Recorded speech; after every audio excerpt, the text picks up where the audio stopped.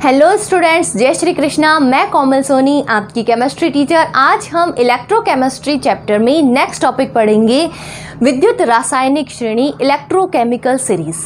Electrochemical series हम किस तरह से निकालते हैं, जैसा कि मैंने आपको प्रीवियस क्लास में बताया था कि किसी एक इलेक्ट्रोड का, अकेले का हम इलेक्ट्रोड विभव, मानक इलेक्ट्रोड विभव नहीं ज्ञात कर सकते हैं, लेकिन उसके साथ में यदि हम कोई रेफरेंस जोड़ देते हैं, जैसे कि हमने जोड़ा था SHE यानी कि स्टैंडर्ड हाइड्रोजन इलेक्ट्रोड, उसके साथ में यदि हम जोड़ देते हैं तो हम किसी भी इलेक्ट्रोड का, किसी भी तत्व का मानक इलेक्ट्रोड विभव या मानक अपचयन विभव ज्ञात कर सकते हैं। इनको ज्ञात करने के आधार पर, मानक अपचयन विभव के आधार पर या फिर मानक इलेक्ट्रोड विभव के आधार पर एक श्रेणी बनाई गई है, तत्वों की एक श्रेणी बनाई गई है। उनको मानक अपचयन विभव के बढ़ते हुए क्रम में लिखा जाता है। तो हम इस श्रेणी का दूसरा नाम लिख सकते हैं मानक अपचयन विभव श्रेणी। इसका दूसरा नाम हो सकता है मानक अपचयन विभव श्रेणी, यानी कि इसको हम कह सकते हैं स्टैंडर्ड रिडक्शन पोटेंशियल सीरीज, यानी हो जाएगा SRP सीरीज। या फिर इसका एक और नाम हो सकता है मानक ऑक्सीकरण विभव श्रेणी, मानक ऑक्सीकरण विभव श्रेणी। इसका मतलब हो जाएगा SOP सीरीज, यानी कि स्टैंडर्ड ऑक्सीडेशन पोटेंशियल सीरीज। तो ये सीरीज क्या दर्शाती है? ये सीरीज किसी भी तत्व का इलेक्ट्रोड विभव दर्शाती है, मानक इलेक्ट्रोड विभव दर्शाती है। जब हम ऊपर से नीचे जाते हैं, इस श्रेणी में ऊपर से नीचे जाते हैं, तो उसका मानक इलेक्ट्रोड विभव जो है बढ़ता जाता है, उन तत्वों का मानक इलेक्ट्रोड विभव बढ़ता जाता है, यानी कि उसका मानक अपचयन विभव जो है वो बढ़ता जाता है। तो मैं इस सीरीज़ को याद करने की एक ट्रिक बताती हूँ। उस ट्रिक से यदि आप उस सीरीज़ को याद करेंगे तो आपको आसानी से वो सीरीज़ याद हो जाएगी। और ये सीरीज़ जो है, ये इलेक्ट्रोकेमिकल सीरीज़ जो है वो बहुत सारे क्वेश्चंस में बहुत यूज़ आती हैं। इसके कारण समझाइए वाले क्वेश्चंस बहुत पूछे जाते हैं। तो मैं वीडियो के एंड में आपको क्वेश्चंस भी दूंगी, तो इन पे किस टाइप के क्वेश्चन आते हैं, प्रीवियस एग्ज़ाम में कैसे इस पे क्वेश्चन बने गए हैं, वो भी आपको बताऊंगी। तो इस सीरीज़ को हम कैसे याद करेंगे? इस सीरीज़ को हम याद करेंगे एक लाइन से, जैसे कि हमने आवर्त सारणी याद की थी कोई ट्रिक बना करके, उसी तरह से हम इलेक्ट्रोकेमिकल सीरीज़ को भी याद करेंगे। इसकी लाइन, लीना के काना मांगे आलजन, एक ये लाइन हो गई। दूसरी लाइन, कर कूद नहीं फिर सुन। नेक्स्ट लाइन है कुआं ईला आज। फोर्थ लाइन हो जाएगी पारा ब्रेड कल सोना फिर। अब देखिए इसमें कौन कौन से तत्व आते हैं उसको देखते हैं। लीना के काना मांगे आलजन, यानी लीना से हो जाएगा LI, के से हो जाएगा के, का से हो जाएगा CA, ना से हो जाएगा NA, मांगे से हो जाएगा MG, AL एल्यूमिनियम, जन से जिंक। लीना के काना मांगे आलजन। नेक्स्ट हो जाएगी लाइन, कर कूद नहीं फिर सुन। कर क्रोमियम, कूद कैडमियम, नहीं Ni निकल, फिर Fe और सुन से Sn टिन। ये हो जाएगा कर कूद नहीं फिर। दो लाइन याद करेंगे, लीना के काना मांगे आलजन, कर कूद नहीं फिर सुन। नेक्स्ट लाइन हो जाएगी है कुआ ईला आज। है कुआ ईला आज, है से एच, कुआ से कॉपर, ईला से आई और आज से सिल्वर एजी। फिर हम देखते हैं पारा ब्रेड कल सोना, फिर पारा यानी कि एच जी, ब्रेड यानी कि बी आर, कल सी एल, सोना, सोना किसको बोलते हैं, सोना बोलते हैं गोल्ड एजी को, और फिर हो जाएगा फिर एफ। तो यहाँ पर 4 लाइंस हैं, हमको उनको याद रखना है, इससे आपको पूरी इलेक्ट्रोकेमिकल सीरीज याद हो जाएगी। तो इसमें क्या क्या है, लीना के काना मांगे आलजन, कर कूद नहीं फिर सुन, है कुआ ईला आज, पारा ब्रेड कल सोना फिर। ये यहाँ पर मैंने इलेक्ट्रोकेमिकल सीरीज इस तरह से लाइन से लिख दी है। ये मानक अपचयन विभव का बढ़ता हुआ क्रम है। यहाँ पर आप देखेंगे सबसे ऊपर आता है लिथियम। लिथियम सबसे कम इलेक्ट्रोनेगेटिव तत्व होता है और सबसे अधिक इलेक्ट्रोनेगेटिव तत्व होता है फ्लोरीन।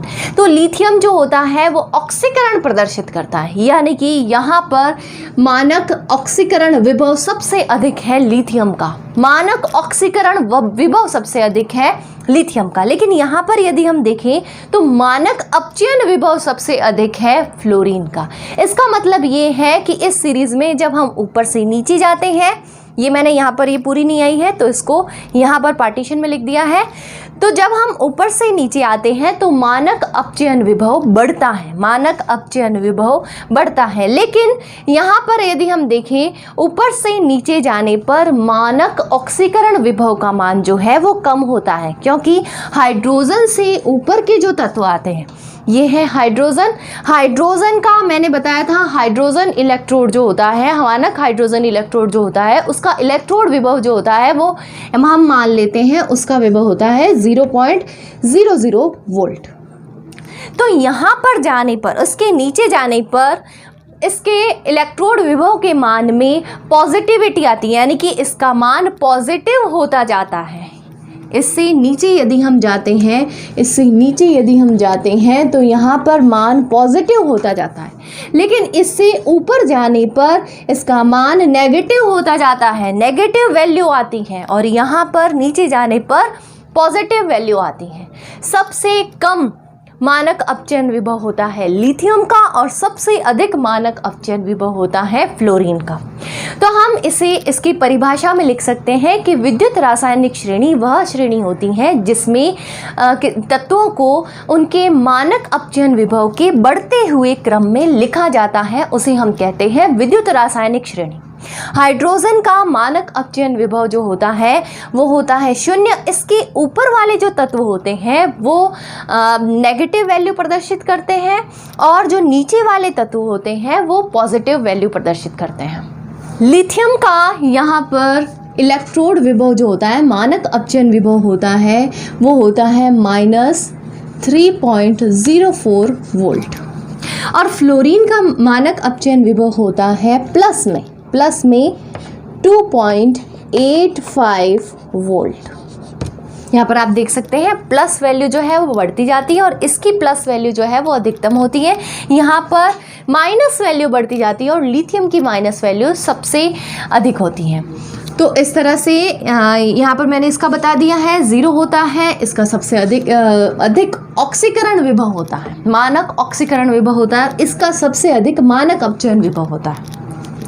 2 का हम और देख लेते हैं, क्योंकि हमने कॉपर और जिंक जो कि हमने प्रीवियस क्लास में पढ़ा था, इलेक्ट्रोकेमिकल सेल जो हमने पढ़ा था, विद्युत रासायनिक सेल जो पढ़ा था, उसमें जिंक और कॉपर की बात हुई थी। तो जिंक का मानक अपचयन विभव जो होता है वो होता है 0.76 वोल्ट, और कॉपर का होता है प्लस का 0.34 वोल्ट। बाकी सबकी याद करने की जरूरत नहीं है, केवल ये 3-4 ऐसे हैं जिनको आपको याद रखना होता है। एक बार सीरीज को हम फिर से रिपीट कर लेते हैं। इसकी सीरीज कुछ इस तरह से याद करे थे, यहाँ पर थोड़ी सी मिस्टेक हो गई थी इससे पहले, तो हम इसको एक बार फिर से पढ़ लेते हैं। लीना के काना मांगे आलजन, कर फिर कूद नहीं सुन, ये होगा कर फिर कूद नहीं सुन। फिर आएगा है कुआ ईला आज, पारा ब्रेड कल सोना फिर, इस तरह से होगा। अब हम ये देखते हैं कि इलेक्ट्रोकेमिकल सीरीज कहाँ पर यूज आती है, इसके एप्लीकेशन देखते हैं। इसके एप्लीकेशन, सबसे पहला एप्लीकेशन होगा, इससे हमें ऑक्सीडेशन और अपचयन का पता चलता है। ऑक्सीडेशन तथा रिडक्शन। ऑक्सीडेशन और रिडक्शन किन तत्वों में होगा, इससे हमें ये पता चलता है। ऑक्सीडेशन होगा, जो हाइड्रोजन के ऊपर वाले तत्व हैं उनमें ऑक्सीडेशन होगा। ऑक्सीडेशन जो कि इलेक्ट्रॉन त्यागते हैं, यानी कि हाइड्रोजन से ऊपर वाले जितने भी तत्व हैं, हाइड्रोजन से ऊपर वाले जितने भी तत्व हैं उनमें क्या होगा, ऑक्सीडेशन होगा, और उसके नीचे जितने भी तत्व हैं उनमें होगा रिडक्शन। नीचे वाले तत्वों में होगा रिडक्शन। तो हम आसानी से कोई भी तत्व यदि हमें दे दिया जाता है तो हम उसमें आसानी से पता लगा सकते हैं किसका ऑक्सीडेशन होगा और किसका रिडक्शन होगा। सेकंड पॉइंट आता है कैथोड और एनोड। कैथोड और एनोड। अब हमें यदि ऑक्सीडेशन और रिडक्शन का पता चल जाता है कि किसी तत्व में ऑक्सीडेशन हो रहा है या रिडक्शन हो रहा है, ये पता चल जाता है, तो हम ये पता लगा सकते हैं कि कौन सा एनोड इलेक्ट्रोड है और कौन सा कैथोड इलेक्ट्रोड है।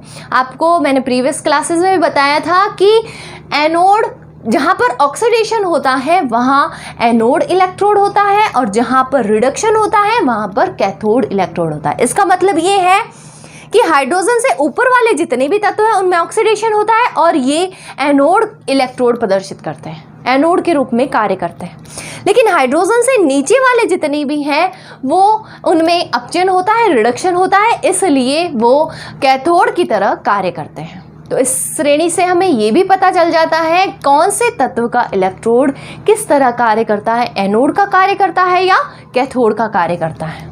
थर्ड पॉइंट यदि हम देखें तो अपचायक तथा ऑक्सीकारक का भी इससे हमें पता चलता है। अब अपचायक ऑक्सीकारक क्या होता है? अपचायक का मतलब होता है जो दूसरे को अपचयित कर देता है लेकिन खुद का ऑक्सीकरण होता है। ये दूसरे को अपचयित करता है और इसका खुद का क्या होता है? इसका खुद का ऑक्सीकरण होता है, खुद का ऑक्सीकरण होता है और ये दूसरे को अपचयित कर देता है। यदि हम ऑक्सीकारक की बात देखें तो ऑक्सीकारक जो है उसका खुद का तो होता है अपचयन और ये दूसरे को ऑक्सीकृत कर देता है, इसलिए इसे कहा जाता है ऑक्सीकारक। तो अब हम सीरीज के अनुसार देखें तो हमें ये पता है सीरीज में ऊपर की तरफ ऑक्सीकरण होता है और नीचे की तरफ अपचयन होता है। तो नीचे की तरफ अपचयन होता है, इसका मतलब ये है कि जो नीचे वाले तत्व हैं उनकी ऑक्सीकारक क्षमता अधिक होती है और ऊपर की तरफ ऑक्सीकरण होता है, तो इसका मतलब ये है कि ऊपर वाले तत्वों की अपचायक क्षमता अधिक है। तो इस सीरीज से हम ये पता लगा सकते हैं कि किन तत्वों की अपचायक क्षमता अधिक है और किन तत्वों की ऑक्सीकारक क्षमता अधिक है। तो ऑक्सीकारक क्षमता तो अधिक है हाइड्रोजन से नीचे वाले तत्वों की, नीचे जाने पर ऑक्सीकारक क्षमता बढ़ती जाती है और अपचायक क्षमता जो है वो ऊपर जाने पर बढ़ती है। नेक्स्ट पॉइंट जो आता है फोर्थ पॉइंट आता है इसमें क्रियाशीलता का, रिएक्टिविटी। क्रियाशीलता को हम 2 पॉइंट से पढ़ेंगे। 2 पॉइंट इनमें आप देख सकते हैं इस सीरीज में कुछ धातु भी हैं और कुछ अधातु भी हैं।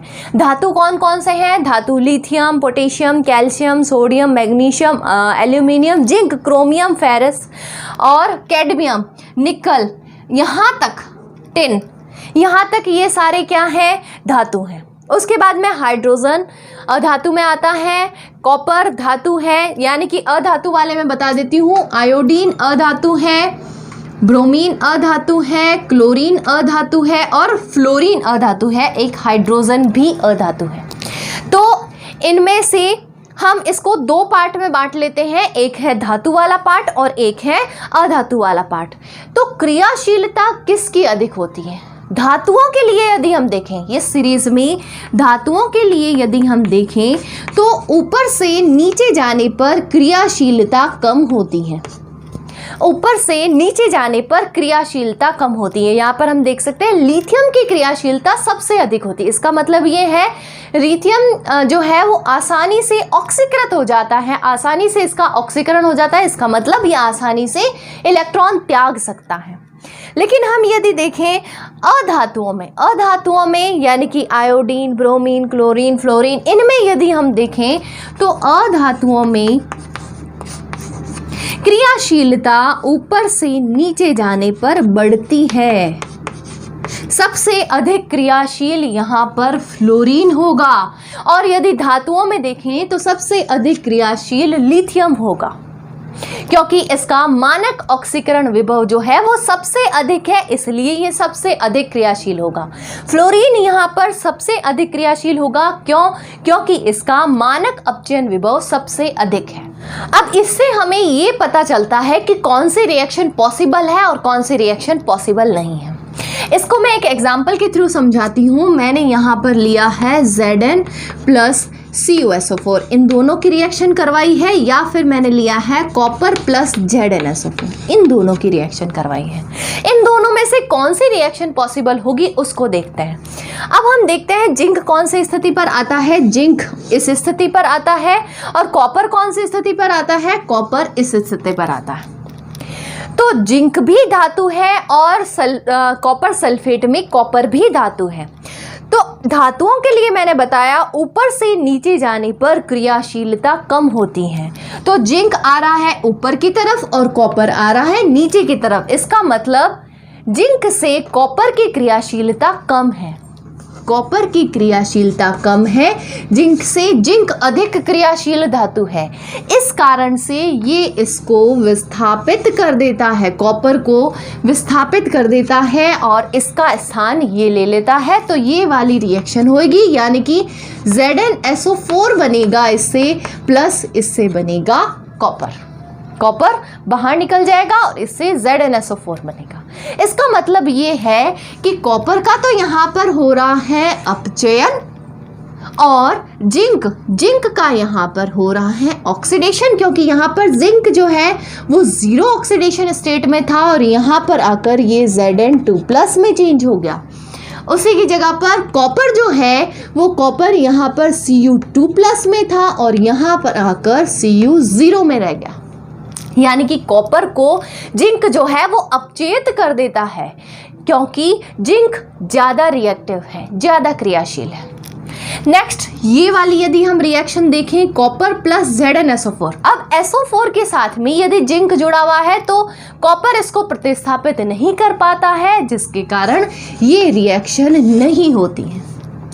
एक और एग्जाम्पल हम अधातुओं के लिए लेते हैं। अधातुओं के लिए एग्जाम्पल है NaCl प्लस I2, इसकी रिएक्शन देखते हैं, या फिर NaI प्लस Cl2।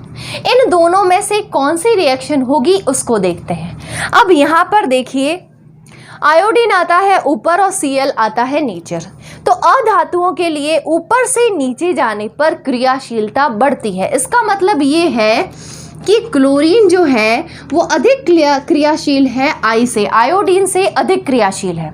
अब क्लोरीन आयोडीन से अधिक क्रियाशील है तो ये क्लोरीन जो है वो आयोडीन को प्रतिस्थापित कर देगा और इसकी जगह पर ये आ जाएगा। इसका मतलब ये हो जाएगा, ये बना देगा 2NaCl प्लस I2, आयोडीन के रूप में निकल जाएगा।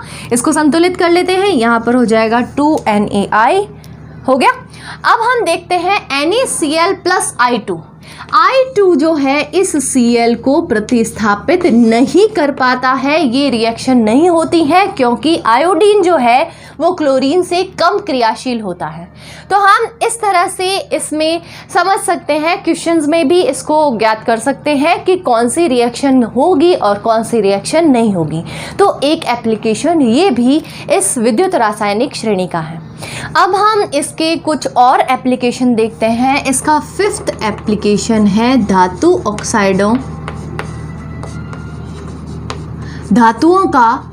धातुओं की अम्ल से क्रिया।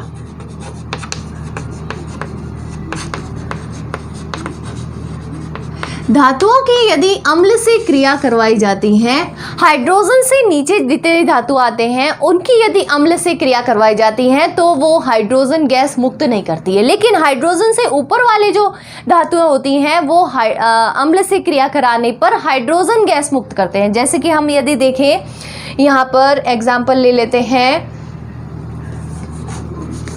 जिंक की यदि H2SO4 के साथ में रिएक्शन करवाई जाती है तो क्या होगा, और यदि कॉपर की रिएक्शन करवाई जाती है H2SO4 के साथ में तो क्या होगा।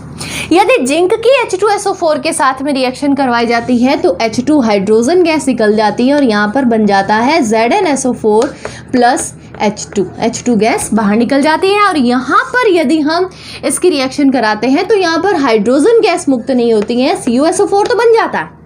यहाँ पर जिंक के साथ में डाइल्यूट H2SO4 की रिएक्शन कराएं तो भी हाइड्रोजन गैस निकल जाती है, लेकिन यहाँ पर यदि हम कॉपर के साथ में कंसंट्रेटेड H2SO4 भी डालते हैं तो भी हाइड्रोजन गैस नहीं निकलती है। इसकी जगह पर यहाँ पर कुछ इस तरह का प्रोडक्ट बन जाता है, SO2 कुछ इस तरह का प्रोडक्ट बन जाता है। इसको संतुलित कर सकते हैं, तो इस तरह का कुछ प्रोडक्ट बन जाता है, लेकिन हाइड्रोजन गैस नहीं निकलती है। मैंने क्या बताया, जो हाइड्रोजन से ऊपर वाले तत्व होते हैं उनकी एसिड के साथ में रिएक्शन, धातु जो होते हैं उनकी एसिड के साथ में रिएक्शन कराते हैं तो हाइड्रोजन गैस मुक्त होती है, लेकिन यदि उनसे नीचे वाले तत्वों की एसिड के साथ में रिएक्शन करवाते हैं तो हाइड्रोजन गैस मुक्त नहीं होती है। नेक्स्ट टॉपिक यदि हम देखें, नेक्स्ट इसका एप्लीकेशन यदि हम देखें तो धातु ऑक्साइडों का डीकम्पोजिशन गर्म करने पर तापीय अपघटन जिसको हम बोलते हैं वो धातु ऑक्साइडों का तापीय अपघटन। धातु ऑक्साइडों कॉपर से ऊपर वाले जितने भी तत्व होते हैं उनका तापीय अपघटन नहीं होता है, उनके धातु ऑक्साइडों का तापीय अपघटन नहीं होता है, लेकिन कॉपर से नीचे वाले जितनी भी धातुएं ऑक्साइड होती हैं उनका तापीय अपघटन होता है और ऑक्सीजन बाहर निकल जाता है। देखते हैं, ZnO को यदि हम गर्म करते हैं, इसको जब गर्म किया जाता है तो तापीय अपघटन नहीं होता है, ऑक्सीजन बाहर नहीं निकलती है, क्योंकि ये कॉपर से ऊपर होती हैं। कॉपर से नीचे है Ag, उसके लिए यदि हम देखें तो यहाँ पर हो जाएगा Ag2O, और इसको यदि गर्म किया जाता है तो Ag अलग हो जाता है प्लस ऑक्सीजन अलग हो जाता है। यहाँ पर 2 लगा देते हैं, यहाँ पर ये, यानी कि इसका मतलब ये है कि कॉपर से नीचे वाली धातुएं जो हैं उनकी धातु ऑक्साइडों का तापीय अपघटन हो जाता है, लेकिन ऊपर वाली जितनी भी धातुएं हैं उनका तापीय अपघटन नहीं होता है।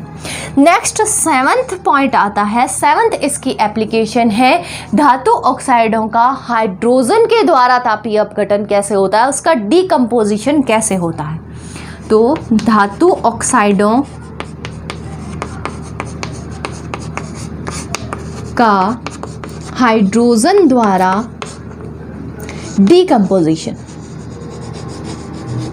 हाइड्रोजन द्वारा डीकम्पोजिशन इसका मतलब हाइड्रोजन द्वारा उसका अपचयन कराना किस तरह से हो सकता है। Fe के नीचे जितने भी तत्व आते हैं, जितनी भी धातुएं आती है, उनकी धातु ऑक्साइडों का यदि हम हाइड्रोजन से रिएक्शन कराते हैं, उसकी क्रिया कराते हैं तो वो उसको अपचयित कर देता है।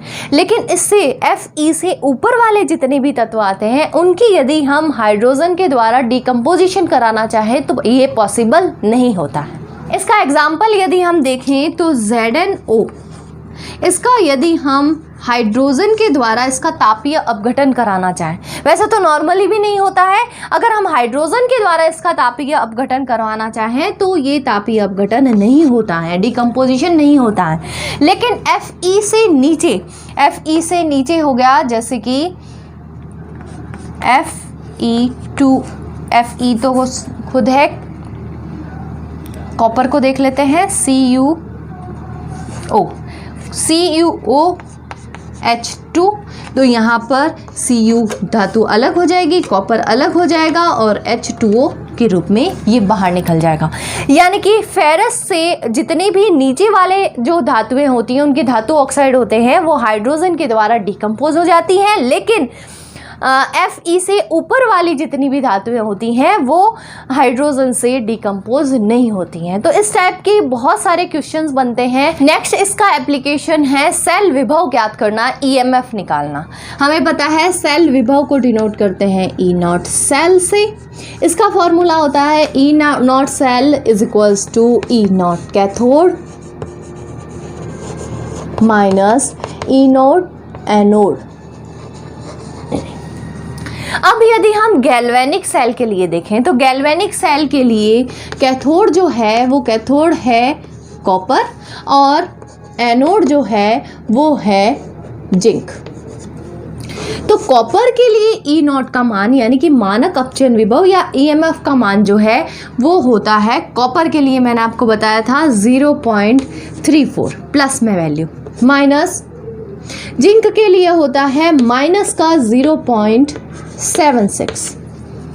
यदि हम इसके द्वारा E सेल की वैल्यू, E नॉट सेल की वैल्यू निकालना चाहें तो गैल्वेनिक सेल के लिए E नॉट सेल की वैल्यू यानी कि सेल विभव का मान जो है वो आता है 1.10 वोल्ट। तो इस रासायनिक श्रेणी से हम किसी भी सेल का सेल विभव भी ज्ञात कर सकते हैं। अब हम इलेक्ट्रोकेमिकल सीरीज से के एप्लीकेशन से रिलेटेड कुछ क्वेश्चंस देखते हैं। फर्स्ट क्वेश्चन है, क्या आप जिंक के पात्र में कॉपर सल्फेट का विलयन रख सकते हैं? कॉपर सल्फेट यानी कि जिंक की रिएक्शन कॉपर सल्फेट के साथ में तो होगा क्या, जिंक आता है ऊपर और कॉपर आता है नीचे, यानी कि जिंक धातु जो है वो अधिक क्रियाशील होती है। मैंने आपको बताया था धातुओं में विद्युत रासायनिक श्रेणी में ऊपर से नीचे आने पर धातुओं की क्रियाशीलता कम होती है और अधातुओं की क्रियाशीलता बढ़ती है। तो ऊपर से नीचे आने पर धातुओं की क्रियाशीलता कम आती है, तो ऊपर आता है जिंक और नीचे आता है कॉपर। जिंक कॉपर से अधिक क्रियाशील है, इस कारण ये इसको इसमें से विस्थापित कर देता है और यहाँ पर बना देता है ZnSO4। यदि हम कॉपर सल्फेट के सॉल्यूशन को जिंक में रखते हैं तो जिंक के पात्र में छेद हो जाता है या फिर कॉपर सल्फेट का जो सॉल्यूशन है वो रंगहीन हो जाता है। कॉपर सल्फेट का सॉल्यूशन नीले कलर का होता है और यदि हम उसको जिंक के पात्र में रखते हैं तो उसका सॉल्यूशन रंगहीन हो जाता है। तो इस टाइप के क्वेश्चन आते हैं एग्जाम में। नेक्स्ट क्वेश्चन है, सोडियम, एल्यूमिनियम तथा जिंक के अपचायक क्षमता का क्रम लिखिए। मैंने आपको बताया था जिसका खुद का ऑक्सीकरण होता है वो प्रबल अपचायक होता है और जिसका खुद का अपचयन होता है वो प्रबल ऑक्सीकारक होता है। हमें क्या लिखना है, हमें अपचायक क्षमता लिखनी है। तो विद्युत रासायनिक श्रेणी में यदि हम देखें तो सबसे अधिक मानक ऑक्सीकरण विभव लिथियम का होता है और सबसे अधिक मानक अपचयन विभव होता है फ्लोरीन का। तो सबसे अधिक प्रबल अपचायक लिथियम यानी कि ऊपर से नीचे जाने पर अपचायक क्षमता कम होती है। यदि हमें सीरीज याद है तो सोडियम आता है सबसे ऊपर, उसके बाद आता है एल्यूमिनियम और उसके बाद आता है जिंक। इसका मतलब ये है कि सबसे प्रबल अपचायक जो है वो है सोडियम, उसके बाद है एल्यूमिनियम और उसके बाद है जिंक। नेक्स्ट क्वेश्चन हम देखते हैं, क्षार धातुएं प्रबल अपचायक होती हैं। क्यों क्षार धातुएं प्रबल अपचायक होती हैं? क्योंकि ये आसानी से इलेक्ट्रॉन त्याग देती हैं और अपने साथ वाले धातु जो होता है, अपने साथ वाला जो तत्व होता है उसको आसानी से अपचेत कर देती हैं, इसलिए ये प्रबल अपचायक होती हैं। यहाँ पर यदि हम इस सीरीज़ के तौर पर देखें तो सीरीज़ में सबसे ऊपर आती है क्षार धातुएं। क्षार धातुएं सबसे ऊपर आने का कारण ये है क्योंकि इनका मानक अपचयन विभव सबसे कम होता है, या फिर हम कह सकते हैं मानक ऑक्सीकरण विभव सबसे अधिक होता है, क्योंकि ये आसानी से ऑक्सीकृत होती है जिसके कारण ये प्रबल अपचायक होती है। नेक्स्ट क्वेश्चन है, दो ऐसी धातुओं के नाम लिखिए जो HCl से हाइड्रोजन विस्थापित नहीं कर सकती। मैंने अभी थोड़ी देर पहले बताया था कि किसी एसिड में से हाइड्रोजन कौन विस्थापित करता है, वो करता है हाइड्रोजन से नीचे वाली जो धातुएं हैं वो हाइड्रोजन विस्थापित नहीं कर सकती हैं, लेकिन हाइड्रोजन से ऊपर वाली जो धातुएं हैं वो एसिड में से हाइड्रोजन विस्थापित कर सकती हैं। तो यहाँ पर कौन विस्थापित नहीं कर सकता है, हाइड्रोजन से नीचे वाले। दो एग्जाम्पल लिख देते हैं, हम लिख सकते हैं अर्जेंटम यानी कि सिल्वर और पारा। तो इसके दो एग्जाम्पल हो जाएंगे सिल्वर और पारा। अब हम देखते हैं निम्न अभिक्रिया संभव है या नहीं, ये गोल्ड होगा। निम्न अभिक्रिया संभव है या नहीं, कारण दीजिए। अभिक्रिया हमें दी गई है, कोई धातु है उसकी एसिड से क्रिया करवाई है और प्रतिस्थापित किया है, विस्थापित किया है हाइड्रोजन को। तो हमें पता है धातुओं की अभिक्रिया एसिड से कराने पर वो ही धातुएं हाइड्रोजन गैस को उसमें से विस्थापित करेगी जो कि हाइड्रोजन से ऊपर है। लेकिन यहाँ पर अर्जेंटम दिया गया, सिल्वर दिया गया है जो कि हाइड्रोजन से नीचे है, तो ये हाइड्रोजन को विस्थापित नहीं करती है, ये रिएक्शन संभव नहीं है। नेक्स्ट क्वेश्चन है, लोहा तनु H2SO4 से क्रिया करता है परंतु तांबा नहीं। लोहा आता है Fe यहाँ पर, ये H2SO4 से रिएक्शन करता है क्योंकि ये हाइड्रोजन से ऊपर आता है और कॉपर हाइड्रोजन से नीचे आता है, इसलिए यह H2SO4 से रिएक्शन नहीं करता, ये कम रिएक्टिव होता है। नेक्स्ट क्वेश्चन है, क्रोमियम धातु FeSO4 विलयन से Fe को विस्थापित कर सकती है जबकि कॉपर नहीं। क्रोमियम जो है FeSO4 से, क्रोमियम आता है यहाँ पर FeSO4 से विस्थापित कर देती है Fe को, जबकि कॉपर जो है वो विस्थापित नहीं करती है। तो कॉपर कम क्रियाशील है क्रोमियम से, आसानी से हम देख सकते हैं। विद्युत रासायनिक श्रेणी में क्रोमियम ऊपर की ओर आता है और कॉपर नीचे की तरफ आता है।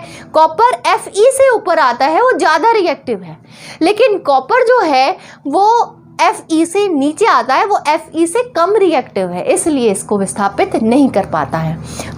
नेक्स्ट क्वेश्चन देखते हैं। नेक्स्ट क्वेश्चन है, निम्न सेल में इलेक्ट्रॉन प्रवाह की दिशा क्या होगी। यहाँ पर एक सेल दर्शाया गया है, ये जो रिएक्शन होती है एक सेल रिएक्शन होती है।